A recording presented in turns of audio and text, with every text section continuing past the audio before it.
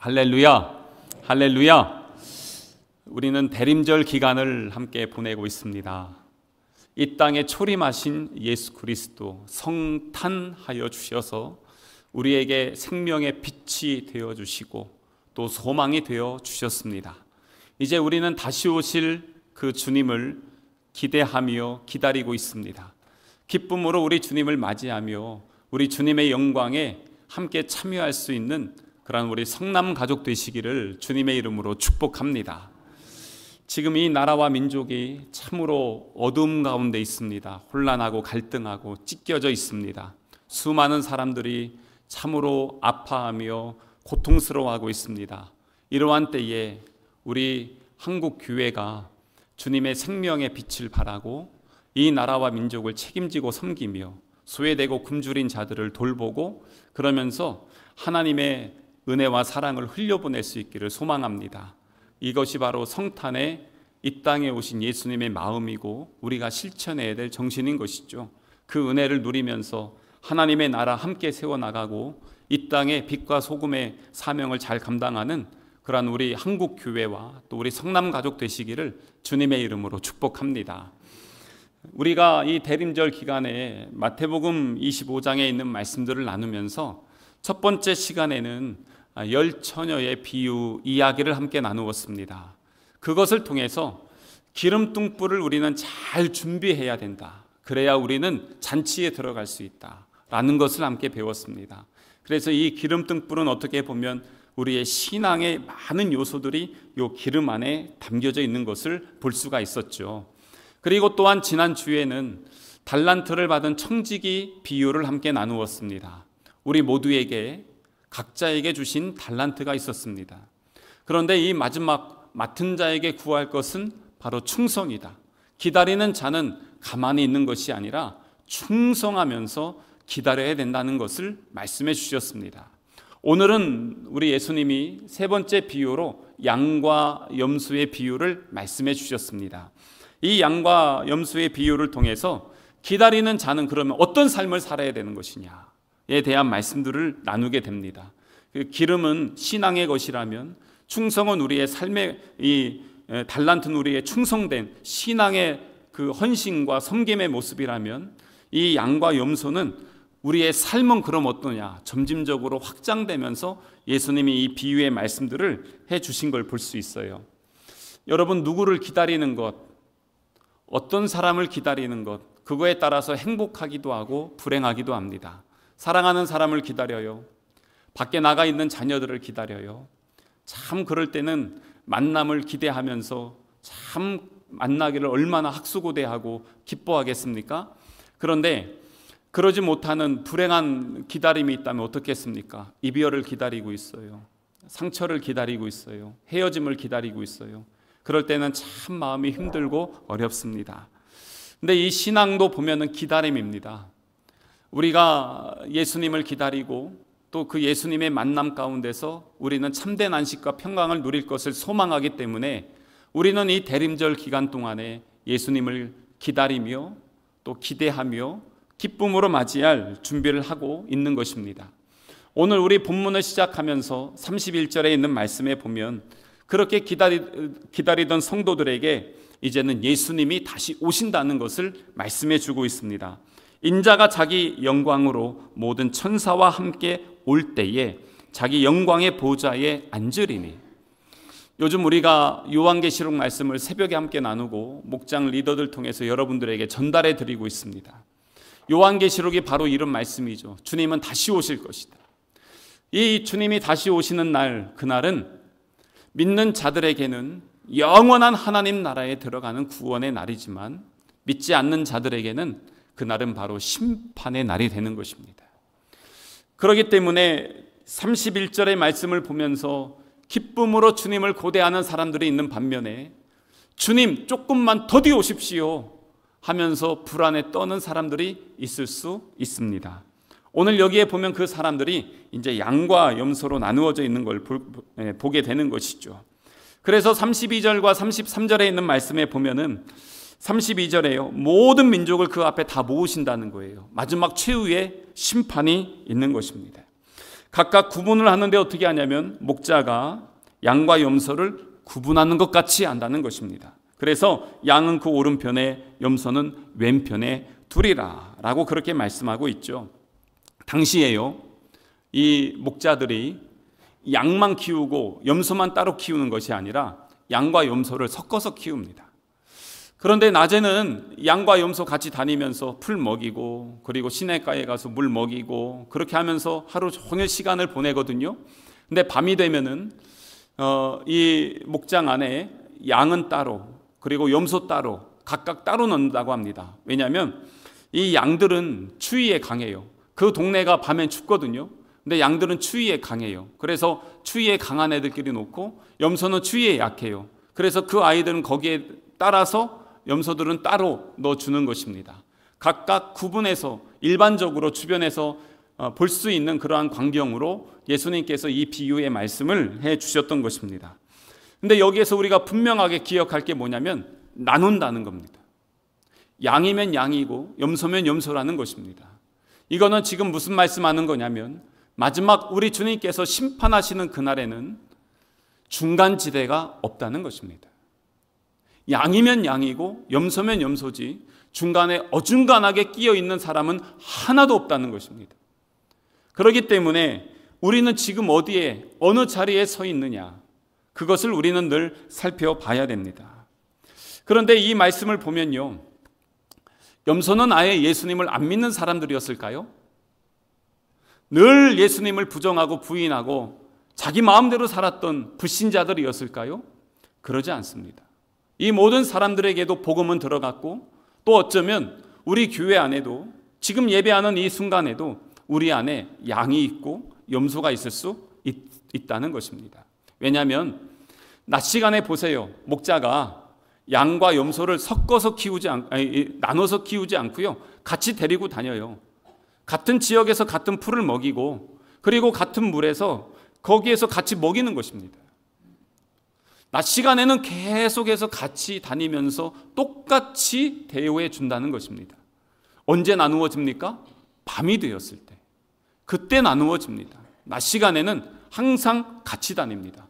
언제든지 기회가 있었고 그 기회 동안에 그 사람들, 이 양과 염소는 그 자리에서 목자의 인도함을 따랐고 목자가 먹여주는 것을 함께 먹었다는 것입니다.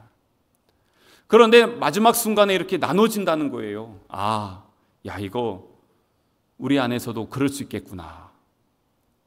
나누어지는 그 순간에 지난번에 말씀 나눴던 것처럼 문 밖에 있는 5 처녀처럼 아니면 1 달란트 받아서 땅에 가두어뒀다가 나중에는 이 악하고 게으른 종아 심판받았던 것처럼 우리도 그럴 수 있겠구나 라고 하는 것을 한번 생각해 봐야 됩니다. 그러면서 오늘 우리가 지금 이 예배 자리에 있는데 함께 예배하고 신앙생활 다 해요. 지금 낮이기 때문에. 그런데 마지막에 이제 밤이 왔어요. 혹시 우리 중에 양의 자리에 있는데 어떤 사람이 염소의 자리에 있다면 평생 동안 신앙생활하고 헌신하고 충성했는데 마지막에 보니까 예수님이 너는 누구냐? 나는 너를 모른다 라고 그렇게 말씀하신다면 어떻게 될까요? 옆에 있는 분에게 한번 그런 질문 할 수 있겠어요? 양이십니까? 염소입니까? 결코 쉬운 게 아닌 것입니다. 근데 오늘 양과 염소를 구분하는 기준이 있어요. 그게 35절부터 43절까지의 말씀입니다. 35절부터 43절까지인데 여기에 보면은 6가지의 상황이 나와 있습니다. 한번 볼게요. 35절에 보면은요, 내가 줄일 때에 양은 먹을 것을 주었고 염소는 먹을 것을 주지 않았습니다. 35절 중간에 보면 목마를 때 양은 마시게 했고 염소는 마시지 못하게 했습니다. 나그네 되었을 때 양은 영접했고 염소는 영접하지 않았습니다. 36절에 보면 헐벗었을 때 양은 옷을 입혔고 염소는 옷을 주지 않았습니다. 병들었을 때 양은 돌봐줬고 염소는 돌봐주지 않았습니다. 옥에 갇혔을 때 양은 와서 봐줬고 이 염소는 아예 보지를 않았던 것입니다. 줄일 때, 목마를 때, 나그네 됐을 때, 헐벗었을 때, 병들었을 때, 옥에 갇혔을 때 했던 행동들이 양과 염소가 달랐다는 것입니다. 그런데 이 6가지 상황이 있는데 우리가 그냥 읽고 지나갔지만 6가지 상황 중에 만약에 여러분들이요, 이 중에 하나라도 이게 지금 내 상황이면 어떻겠습니까? 내가 지금 줄이거나 목마르거나 나그네 됐거나 헐벗거나 병들었거나 옥에 갇혔거나 이게 육신의 모습만이 아니라 우리의 영혼의 상태라면, 그리고 이 6개 상황 중에 이게 남 얘기가 아닌 이것이 지금 내 이야기라면 여러분 어떻겠어요? 편해요? 행복해요? 감사해요? 그러지 않거든요. 이것 때문에 힘들어 하거든요. 10가지가 잘 되는데 하나가 안 되면 그것 때문에 고통스러워하는 게 우리 인생의 모습입니다. 그렇기 때문에 참 이 상황들이 있을 때 이거 쉽지 않죠. 근데 이렇게 하면서 양과 염소를 딱 구분하거든요. 도대체 어떻게 구분했을까? 양을 보면요, 일반적인 양의 습성이 있습니다. 양은 목자를 잘 따라다닙니다. 왜냐하면 눈 시력이 좋지 않습니다. 그래서 앞에 가는 양 보면서 그냥 쭉 따라갑니다. 양은 자기가 연약함을 압니다. 그래서 주변에 있는 들짐승이 자기를 해코지 하면은 바로 잡혀가서 죽을 수 있습니다. 그렇기 때문에 늘 양의 목자의 인도하심과 목자의 보호하심을 감사하면서 그렇게 생활을 합니다. 그래서 목자를 따라가는 것입니다. 자기의 연약함을 알기 때문에 늘 목자를 바라보면서 의지하는 것입니다. 그게 양의 습성입니다. 신앙의 모습도 그렇습니다. 내가 연약함을 알고 하나님의 크고 강하심을 알고 주님이 나와 함께 하시고 나를 도우시고 나를 보호하시는구나, 그러면서 주님 편에 딱 붙어서 주님을 의지하며 사는 것, 그게 바로 양의 신앙이고 삶인 것이에요. 염소는 어떨까요? 염소 뿔 있잖아요. 염소는요 그렇게 잘 다툽니다. 싸워요. 팍 달려가서 팍팍 막 부딪히고 그러면서 들이받습니다. 아, 뭐가 그렇게 자기가 잘났다고 그냥 사람들 막 받아버리고 이러고 저러고 왜 이러냐 저러냐 하면서 그러기도 합니다. 게다가 불순종을 잘합니다. 양은 목자를 잘 따라가는데 염소는 그러지 않습니다. 자기가 그냥 가고 싶은 대로 갑니다. 내 마음대로 행동합니다. 신앙생활 할 때도 보면 내가 하고 싶은 대로 하시는 분들이 있습니다. 주님의 말씀에 순종한다 하면서 입술로는 고백하지만 실질적으로 선택권은 자기가 갖고 있는 사람들이 너무나도 많이 있다는 것입니다. 게다가 이 염소는요 교만합니다. 그냥 끝만 풀어주면은 막 그냥 높은 데로 올라가는 습성이 있다고 해요. 그 높은 데 올라가서 뭐 합니까? 소리를 지른답니다. 자기를 뽐낸대요. 근데 보면 앞만 그래봤자 염소잖아요. 아, 갑자기 점심에 염소탕이 생각나는 분 계십니까? 이런 염소들 좀 잡아먹어줘야 되겠다 이러면서. 근데 양과 염소가 이렇게 구분이 되는데, 그렇다면 지금 우리는 양의 자리에 있느냐 아니면 염소의 자리에 있느냐? 앞에 있는 이 6가지 상황들을 보면서 제가 다시 말씀을 묵상하다가 심각한 고민에 빠졌습니다. 왜냐하면 여러분 몇 가지 고민이 있는데요, 이거 정말 심각한 문제입니다. 한번 보세요. 35절부터 보면 줄일 때, 목마를 때, 나그네 됐을 때, 헐벗었을 때, 병들었을 때, 옥에 갇혔을 때, 요 정도 상황에서 그들을 돌봐주지 않았다고 해서 양으로 염소로 구분이 되는데요, 염소 입장에서 한번 생각해 보세요. 살인을 저질렀어요? 사기를 쳤습니까? 해코지를 했습니까? 그런 거 아니잖아요. 그 정도는 아니죠. 그냥 보면은 배고파요. 그러면 가서 뭐 좀 먹어. 그러면 되고, 목말라요. 수돗물이라도 먹으면 되지. 이 정도는 하면 되잖아요. 나그네 됐을 때 그래도 자기 갈 길 있겠지. 보통 우리는 그런 식으로 생각하면서 그냥 넘기기도 하잖아요. 그런데 이 사람들이 염소가 살인을 한 것도 아니고 이 사람들 등쳐먹고 사기친 것도 아닌데 염소가 돼버린 거예요. 그래서 이 사람들의 반응을 보면은 양도 그렇고 염소도 그렇고 둘 다 당황스러워합니다. 양의 자리에 간 사람들이 여기 반복해서 나오는 단어가 있습니다. 그게 뭐냐면 37절 보세요. 37절에 이에 의인들이래요. 양들이 의인이에요. 대답하여 이르되 주여 우리가 어느 때 그랬습니까? 언제 그랬어요 우리가? 38절 보세요. 어느 때에 그랬습니까? 39절 보세요. 어느 때 그랬습니까? 지금 자기들도 당황스러운 거예요. 아니 언제 그랬죠 우리가? 이러고 있습니다. 양이 됐는데 자기가 양이 어떻게 됐는지를 모르겠는 거예요. 그런데 염소도 마찬가지예요. 염소를 보세요. 그 뒤에 보면은 그 43절 보세요. 아니 44절. 그들도 대답하여 이르되 주여 우리가 어느 때 그랬습니까? 어느 때. 지금 이 사람들 똑같이 반응하는 게 다 뭐냐면 아니 언제 그랬어요? 언제? 지금 그러고 있는 겁니다. 그러니까 이게 무슨 상황이겠어요? 우리가 알게 모르게 행동하는 그 모든 것 있죠? 우리는 그냥 무의식 중에 일반적으로 하는데 그것도 지금 주님이 보고 계셨네. 그런데 그게 보니까 나중에 심판의 기준이 돼버렸네 라는 것입니다. 의도적이었던 그러한 것들 뿐만 아니라 의도하지 않은 상황에서 했던 그런 행동 하나하나가 하나님이 보고 계시고 그게 또 양과 염소를 구분하는 기준이 됐다는 것. 그런데 이거보다 더 심각한 문제가 있습니다. 그게 뭐냐면 여러분 우리가 지금까지 예수 그리스도를 믿고 하나님의 자녀라고 살았죠. 우리가 구원받는 기준이 무엇이죠? 우리가 어떻게 구원을 받죠? 주 예수를 믿으라. 그리하면 너와 내 집이 구원을 받으리라. 무엇입니까? 예수 그리스도를 믿는 믿음으로 구원받는 것이에요. 믿습니까? 우리는 믿음으로 구원받는 것입니다. 그래서 하나님이 세상을 이처럼 사랑해서 독생자를 주셨고요. 누구든지 예수 그리스도를 믿는 자는 영생을 얻게 하려 하심이라는 거예요. 그런데 오늘 여기 보세요. 양과 염소로 구분되는 이 사람들이 믿었다고 해서 구원받아요?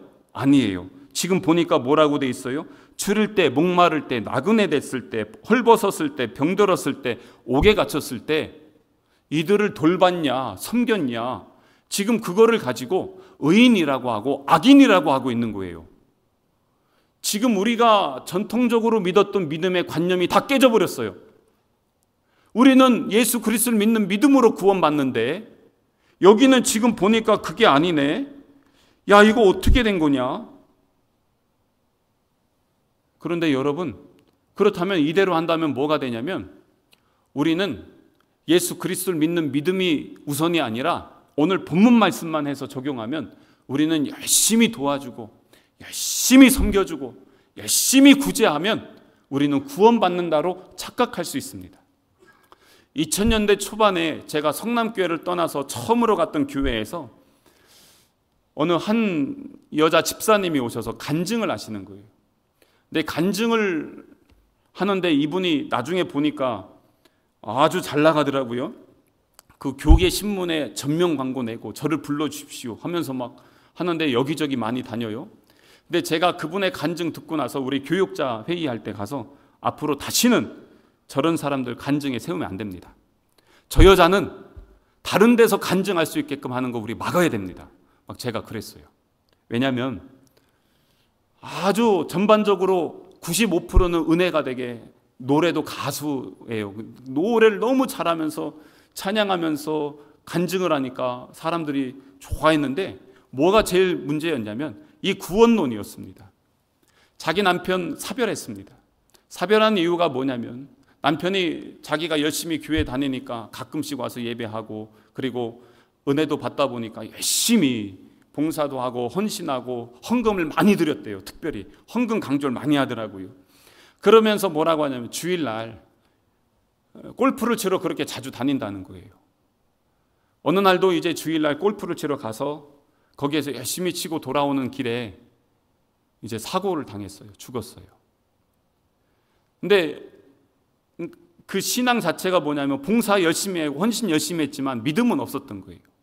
그런데 이 여자 집사가 환상을 보니까 그 환상 중에 뭐가 있었냐면 자기 남편이 천국에 있더라는 거예요.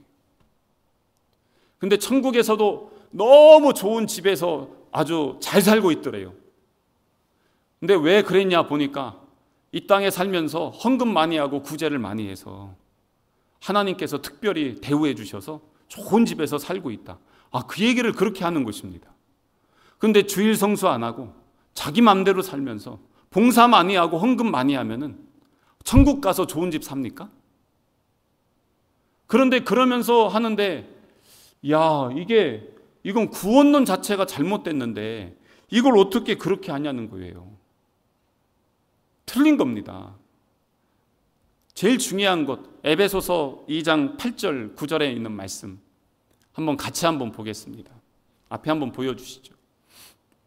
같이 읽겠습니다. 시작. 너희는 그 은혜에 의하여 믿음으로 말미암아 구원을 받았으니 이것은 너희에게서 난 것이 아니요 하나님의 선물이라. 행위에서 난 것이 아니니 이는 누구든지 자랑하지 못하게 함이라. 아멘. 너희는 그 은혜에 의해서 믿음으로 말미암아 구원을 받은 거예요. 이 구원은 하나님의 선물입니다. 우리의 행위로 해서 난 것이 아니라는 것입니다. 근데 또 이 말씀을 딱 보면 오늘 우리가 읽은 말씀하고 완전 달라져요. 또 아니 여기 있는 사람들은 도와주고 구제해서 의인이 됐는데요, 뭐가 그럼 다르냐는 겁니다. 여기에서 지금 예수님이 하시는 말씀 뭐냐면 첫 번째는 기름등불 잘 준비해, 그리고 있는 자리에서 충성하고, 그리고 나서 오늘 말씀의 제목도 그렇죠. 기다리는 자는 어떤 삶을 살아야 되는지를 보여주는 것입니다.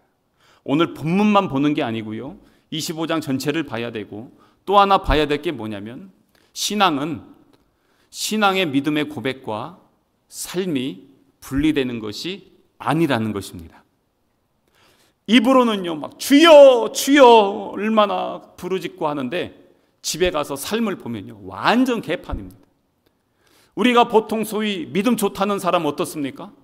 교회에서 새벽 예배 나오고 모든 공예배 나오고 성경 공부 열심히 하고 봉사하고 헌신하고 충성하고 그러면 다 뭐라고 해요? 그 사람 믿음이 너무 좋아. 믿음이 너무 좋아. 얼마 전에 한 우리 목사님 만났는데 교회에 그런 권사님이 계신데 그 권사님이요 그렇게 기도는 열심히 하면서 성도들하고 맨날 싸운다는 거예요. 트러블 메이커예요. 그래서 고민이래요. 교회에서 제일 열심히 하면서 제일 많이 싸운대요. 이거 어떻게 하면 좋냐고. 그런데 교회에서는 그렇게 열심히 하는데 집에 갔더니요 살림은 개판이에요. 애들은 그냥 맨날 때리고 욕하고 막 그래요. 이거 신앙과 삶이 분리된 거예요. 그게 온전한 그리스도인이냐는 것입니다. 요즘 우리나라가 참 어렵고 참 힘든 가운데 있습니다. 그런데 그러면 이 땅에 교회는 뭘 해야 되냐는 것입니다. 지금 우리나라의 상황보다 당시의 이스라엘이 훨씬 더 어려웠습니다. 로마의 압제 가운데 세금도요 다 뜯어갔습니다. 백성들은 핍절하고 너무나 궁핍하게 살아갔습니다. 그러한 시대에 예수님이 오셨습니다. 소외된 자, 아픈 자, 병든 자, 곤고한 자, 나그네 된 자, 그 사람들 예수님 찾아가서 만나주시고 그들과 함께 먹고 마셨기 때문에 예수님 욕먹었습니다. 죄인들하고 같이 어울린다고. 죄인들의 친구다. 하지만 예수님 그들과 함께 했습니다. 예수님은 그들에게 빛이었고 소금이었습니다. 그래서 마태복음 5장에 우리 예수님은 너희는 세상의 빛이고 너희는 세상의 소금이야. 다시 한번요. 세상의 빛이고 세상의 소금이야. 뭐냐면 교회 안에서 빛이고 교회 안에서 소금이 아니라 세상의 빛이에요. 교회에서만 열심히 하고 지금 보세요. 여기서 보면 다 옷 차려입고 와서 이렇게 예배하면은 구원받지 않을 사람이 한 명도 없는 것 같잖아요. 여기서만의 예배가 아니라는 거예요. 우리 집에 가서 거기서 내 신앙은 어떻게 드러나냐는 것입니다. 내 직장에서 내가 사회생활하면서 만나는 사람들, 그 사람들 관계 속에서 나는 그리스도인으로 어떤 예배로 하나님 앞에 영광 올려드리느냐, 그거라는 것입니다. 그게 바로 오늘 이 6가지의 그러한 내용인 것입니다. 그렇기 때문에 신앙의 고백은 이 교회의 담을 넘어가야 됩니다. 교회 밖에서 나의 삶의 예배로 하나님과 교통하며 살아갈 때 그것이 바로 빛이 되고 소금이 되는 것입니다. 그렇기 때문에 그것을 오늘 여기에서 주님은 이미 보고 계셨다는 것입니다. 주님의 마음과 주님의 시선으로 이걸 보니까요, 뭐냐면 여러분, 교회 안에서 지금 이런 6종류의 사람들, 줄인 사람, 목마른 사람, 나그네 된 사람, 헐벗은 사람, 병들은 사람, 옥에 갇혀있는 사람들이 보이십니까? 그게 보여야 된다는 거예요. 여러분들의 공동체 안에서 아니면 다른 곳에서도 이런 사람들이 보이십니까? 예수님은 그 사람들을 보시고 그들에게 가셨고 그들과 함께 했고 그러면서 그들을 치료하셨고 회복하여 주셨어요. 그게 지금 이 시대에 우리 한국적인 이 상황에서 우리 교회가 감당해야 될 사명인 것입니다. 기다리는 자의 삶이 바로 그런 삶이라는 것입니다.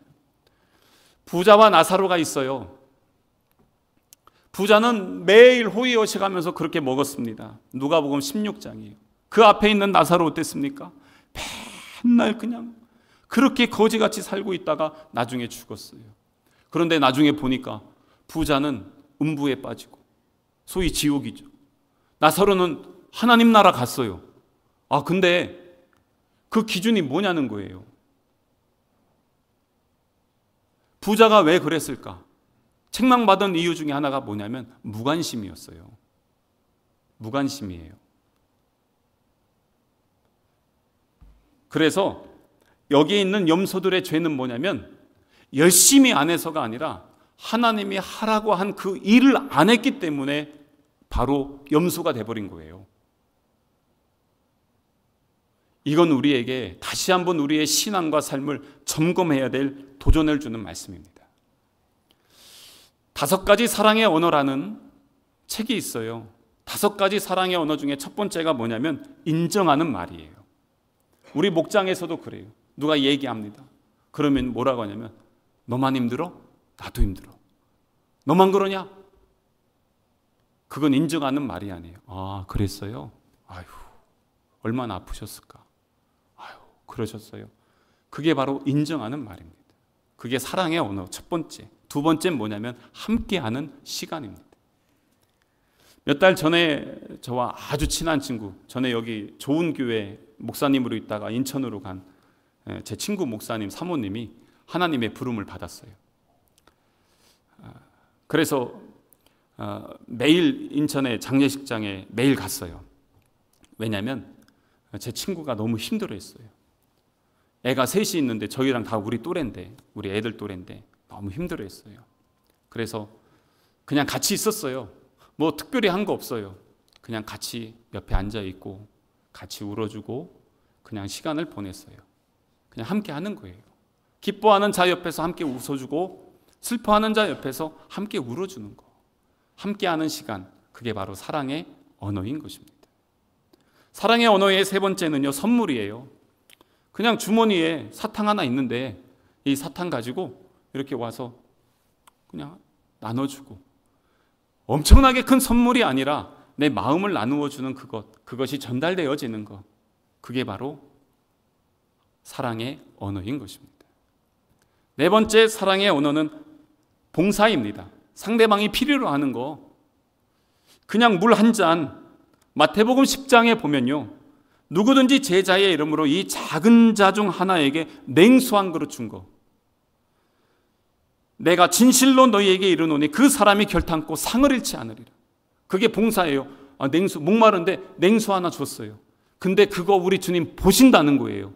그 상을 잃지 않는다는 거예요. 그게 봉사예요. 필요를 채워주는 것이죠. 다섯 번째 사랑의 언어는 스킨십이에요. 힘들었지?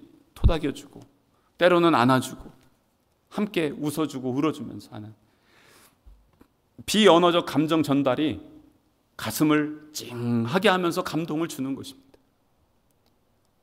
그런 걸 통해서 이 지극히 작은 자 그 한 사람에게 하는 것, 그래서 40절 말씀 보세요.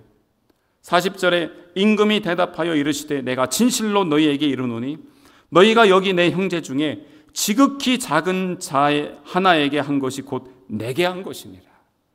그러니까 우리 주변에 지금 예수님이 누가 계시냐는 거예요. 어디에 계시냐는 거예요. 마틴이라는 사람이 있었어요. 이 사람은 군인이었습니다. 어려서부터 예수님을 잘 믿었습니다. 어느 날 말을 타고 쭉 가고 있는데 완전히 헐벗어서 옷도 거의 입지 못하고 사람이 누워있는데 좀 있으면 얼어 죽을 것 같아요.